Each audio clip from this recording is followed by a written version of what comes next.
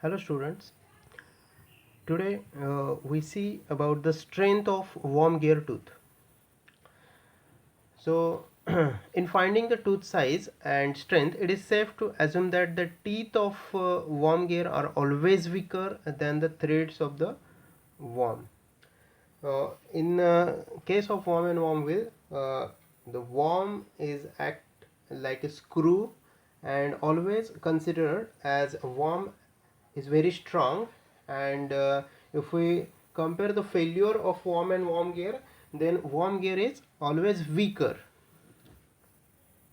In worm gearing, two or more teeth are usually in contact, but due to uncertainty of load distribution among themselves, it is assumed that load is transmitted by one tooth only.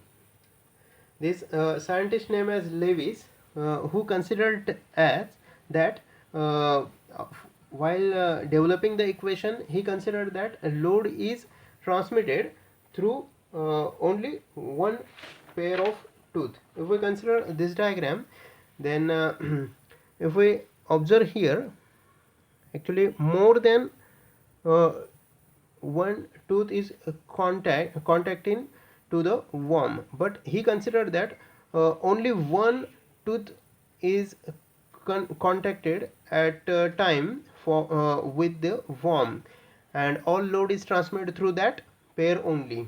So this is the assumption by Lewis.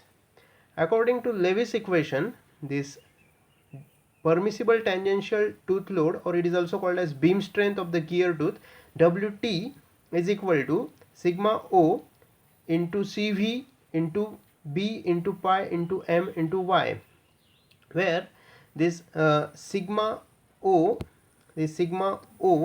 is called as allowable static stress, Cv is velocity factor, B is the face width, M is the module, Y is the tooth form factor or Lewis factor. So how to calculate that Cv value, that is velocity factor? For calculating velocity factor, the equation is which is generally used as Cv is equal to 6 upon 6 plus V, where this V is peripheral velocity of the worm gear in meters per second. If we see this M is the module and Y is called as tooth form factor or Lewis factor. This Y value depends on the pressure angle, that is whether it is 14 into 1/2 degree involute tooth system or 20 degree involute tooth system. According to that, we have some relations for Lewis form factor. So Y is equal to 0.124 minus 0.684 divided by number of teeth on gear, that is Tg, for 14 into 1/2 degree involute teeth system. And for 20 degree involute tooth system, our equation is Y is equal to 0.154 minus 0.912 divided by number of teeth on gear, that is Tg.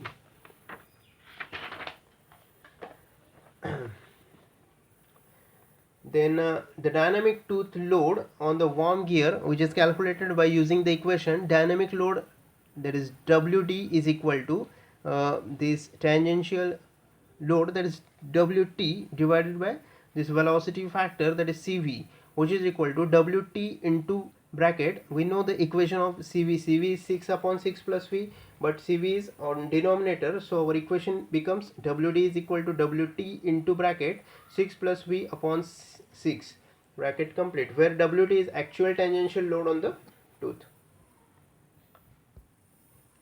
Then static tooth load, if we see the static tooth load equation, then static tooth load is indicated with Ws symbol. So Ws is equal to sigma E, that is flexural endurance limit, into face width B into pi into module M into Lewis form factor Y. Its value may be taken as 84 MPa for cast iron and 168 MPa for phosphor bronze gears. So in this way, in today's lecture, we learn about the strength of worm gear tooth. So here we finish our lecture. Thank you.